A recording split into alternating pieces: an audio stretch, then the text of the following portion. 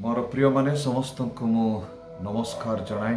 मु आशा करे आपण माने समस्ते आज भलरे थिबे। मु मध्य प्रभु को अनुग्रह रु भलरे अछि। आज आपण मानक सम्मुख रे एक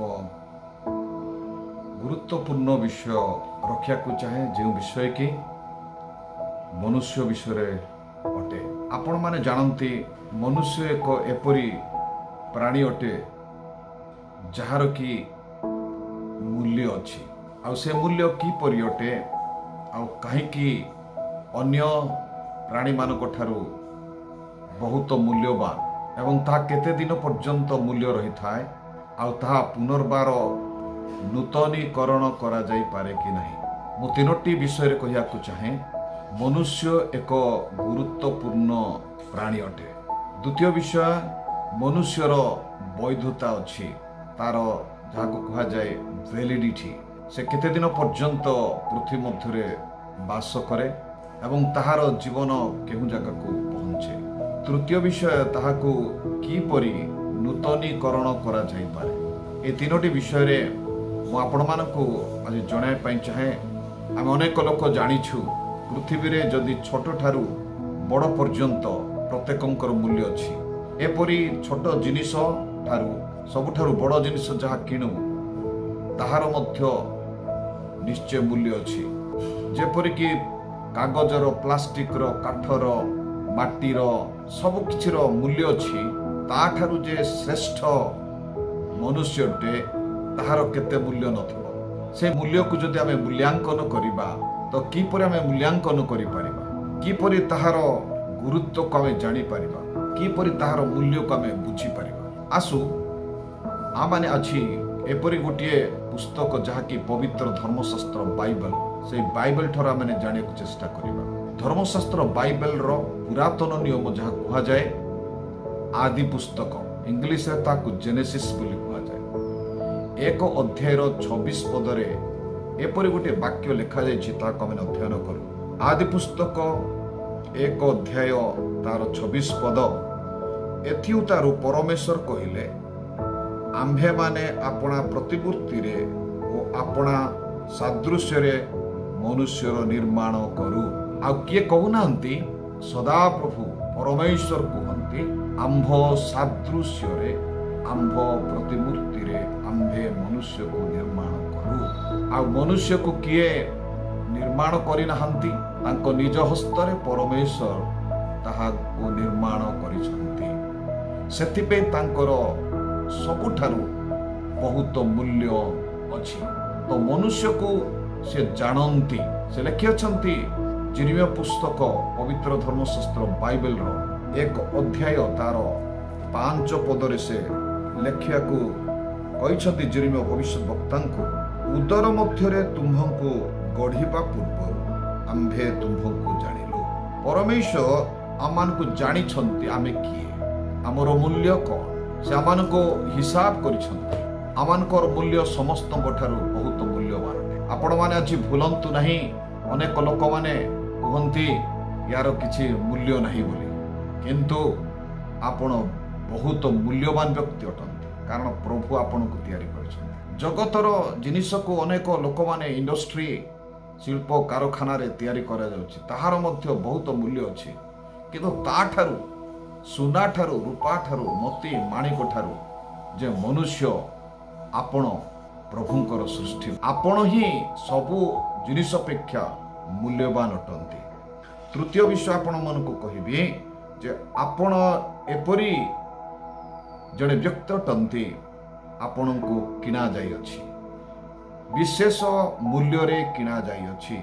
जदि आमे बाइबल को देखिबा नूतन नियम पवित्र धर्मशास्त्र बाइबल प्रथम करंतिय तार 6 अध्याय 20 पदरे गोटे एपरि सुंदर वाक्य लेखा जाइछि जे आपण विशेष मूल्य रे किना जाई अछंती। 6:20 पद का माने अध्ययन करिबा। कारण तुम्हे माने विशेष मूल्य रे किना जाई अछ एणु तुम्भ मानक शरीर रे ईश्वरंकर गौरव प्रकाश कर। कारण आपण माने विशेष मूल्य रे किना जाई छंती। आ सी मूल्य प्रभु जीशु ख्रीष्ट अपना रक्त दे मते आपण को किणी आपण मते आज पृथ्वी मध्य बाछि अछंती आमे जेतले कि आमने पवित्र धर्मशास्त्र बाइबल जहन लिखित सुसमाचार तार 15 अध्याय 16 पद को आम जदि देखा से आम को कहते मु तुम्भ मान मनोनीत करिअछि प्रभु आम को मनोनीत करिअछंती आ किए आम को जगतर लोक किए मनोनीत करना तुम्हे माने मते मनोनीत करना किंतु मु तुम्भ मान मनोनीत करिअछि आ तुम्हे माने जेपरि जाई फल उत्पन्न कर और तुम्भ मानकर फल स्थायी हुए एथि निमंते तुम्भ मान नियुक्त करिअछि सेथिरे तुम्भे माने मो नाम रे पितांकु जहा किछि मागिबो से ताहा तुम्भ मानकु देबे। मोर प्रिय माने आज आमे जदि प्रभु को जहा किछि भी मागिबा तो यीशुको नाम रे कारण आम माने जे प्रभु को द्वारा मनोनीत होई अछि आमने जगत आम को मनोनीत करि नहीं किबा कोनोसी गोटे दल आम को मनोनीत करे नहीं आम माने प्रभु को द्वारा मनोनीत होई अछि। द्वितीय पॉइंट आपण मान को कहिबी जे मनुष्यर जे वैधता अछि समय सीमा अछि से आमानकर समय सीमा रखि अछंती आपण जानंती जेपरि कि समस्त विषयर गोटे वैधता थाए समय सीमा थाए जेपरि सिम कार्ड रो समय सीमा थाए ताको रिचार्ज करे पड़िଥାଏ तार पुनर्बार आम रिचार्ज करके तार वैलिडिटी को बढ़े था तो आम को जे परमेश्वर तार समय को रखिदे केते दिन पर्यंत मनुष्य तार मूल्य पृथ्वी मध्य रहिबो अनेक लोक कहते मरीगले गला किंतु ख्रिस्टियन जीवन रे मरीगले गला नुह से पुनर्बार उठिबे से पुनर्बार बंचिबे से अनंत जीवन पाई बंचिबे से सबुदिन पृथ्वी रे रहिबे ए पृथ्वी तांको पाई एक स्थायी हे न पारे किंतु परमेश्वर तांको निमंते स्थायी पृथ्वी से निर्माण करिअछंती सेथिपाई से कहते पितांको गृह रे अनेक वासस्थान अछि सेही वासस्थान जो माने कि प्रभु को अपना त्राणकर्ता रूपे ग्रहण करंती से मानंकु से सही गृह देबे। जहन लिखित सुसमाचार तार 3 अध्याय 16 पद लिखा जाइछे जेपरि जे कहीं तांकुठारे विश्वास करे से अनंत जीवन प्राप्त हुए तांकर सीमा न थाए किंतु पृथ्वी रे जदि आमे जन्म होइछु आमानकर सीमा थाए जो सीमा की मनुष्य शरीर रे मृत्यु हुए शरीर ठारू मृत्यु होई थाए से पृथ्वी ठारू सबुदिन पाए महानिद्रा प्राप्त हुअन्ति से सबुदिन पाए से पृथ्वी को विदाय नियंती आ ताहा जेतेबेला माने गीत संहिता तार 90-10 पदरे आमे पढ़िबु मनुष्य कर बयस बल सकाशु से 80 वर्ष बंचिब बोली लिखा जायछि पवित्र धर्मशास्त्र बाइबल कहूछि गीत संहिता तार 90 गीतर तार 10 पदरे दाऊद घोषणा करुछंती आज मनुष्य जीवन जगत रे तार वैधता 80 वर्ष किंतु जे ख्रीष्टन को ग्रहण करे से अनंत जीवनर अधिकारी हो पारिबो अनंत जीवन जहाँकि यीशु ख्रीष्ट आमानकु अनंत जीवन देइछंती से अनंत जीवन जहाँकि आमाने यीशु ख्रीष्टन को ठारू पाई थाउ अनंत जीवन जेतेबेले मनुष्य यीशु को ग्रहण करे यीशु को अपना त्राणकर्ता उद्धारकर्ता मुक्तिदाता बोली ग्रहण करे मुखरु स्वीकार करे ताहेले से अनंत जीवनधारी हो पारिबो। जहन लिखित सुसमाचार तार 10 अध्याय 28, 29, 30 पद जेतेबेले देखो से अनंत जीवन देवा निमंते आसिछंती से अनंत जीवन देवे। जहन लिखित सुसमाचार 5 अध्याय तार 24 पद लिखा जाइछि से अनंत जीवन देवार अधिकार तांको पाखरे अछि जेपरि कि तांको ठारे विश्वास करंती से अनंत जीवन दियंती।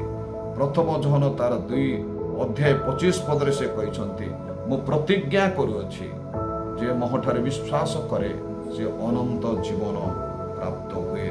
यीशु को विश्वास करबा ही अनंत जीवन। जहन 3 तार 36 पदर लिखा जाई अछि। और यीशु को विश्वास करबा अनंत जीवन अटे।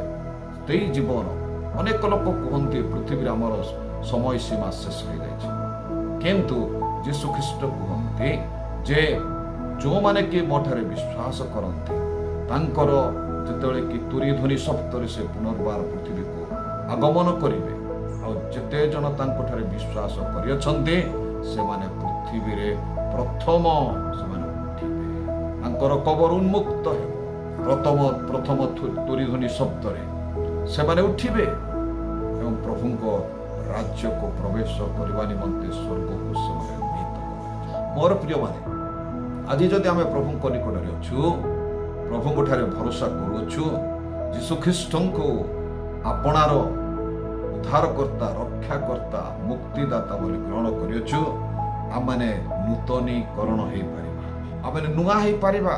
आमनकर समयर सीमा रहिबो नाही, अनंत काल अनंत जीवनर अधिकार हो पारिबा। जो अधिकार की परमेश्वर को ठारी अछि, जो अधिकार आ कौनसी व्यक्ति पाखरे नहीं, जो समय सीमार अधिकार परमेश्वर जे कि आम मानक ताहा मुक्तरे से प्रदान करियछन्ति।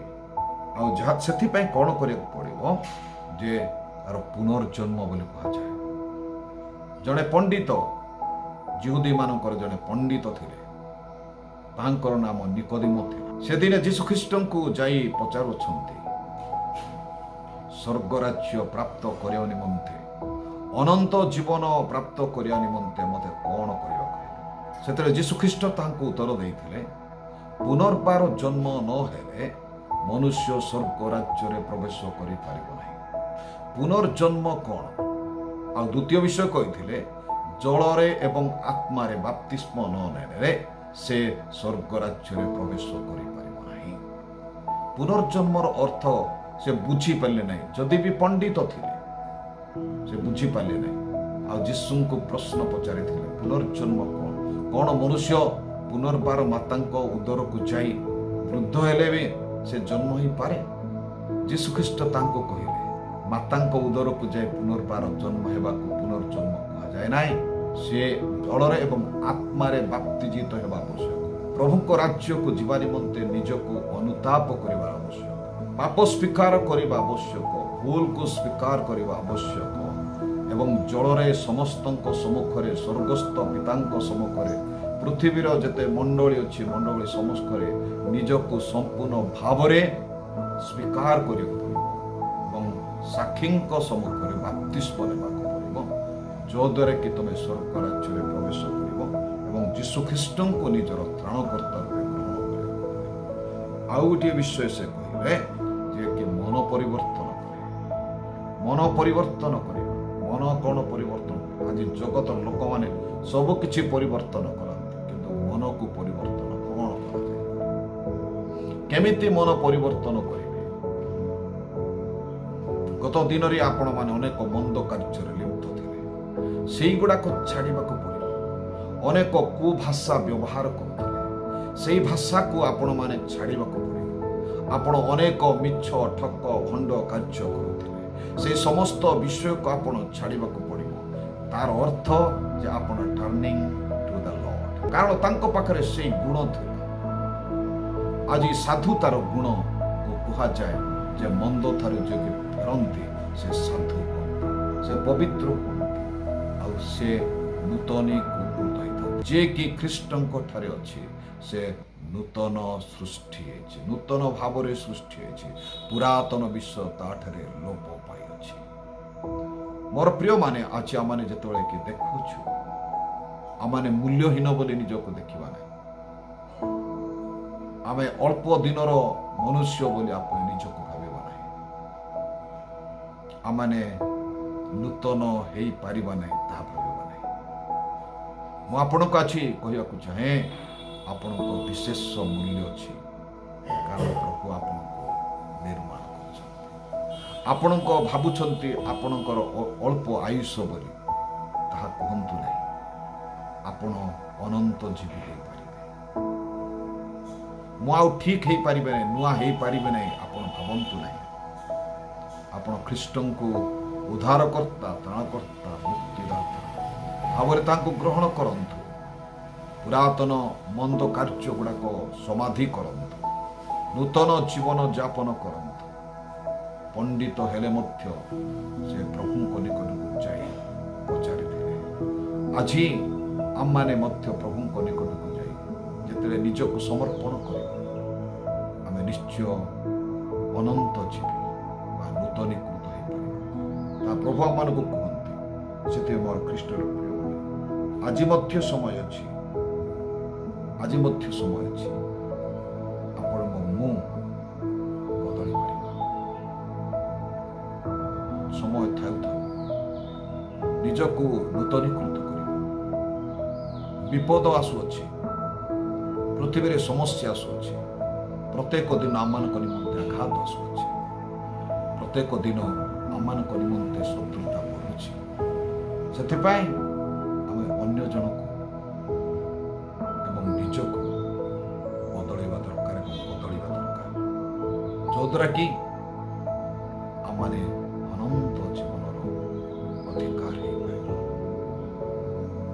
आपण मानक विशेष विशेष धन्यवाद आपण माने एपरी छोट छोट वीडियो देखु आज आपण मते सुनी आपण मानक समस्त को नमस्कार।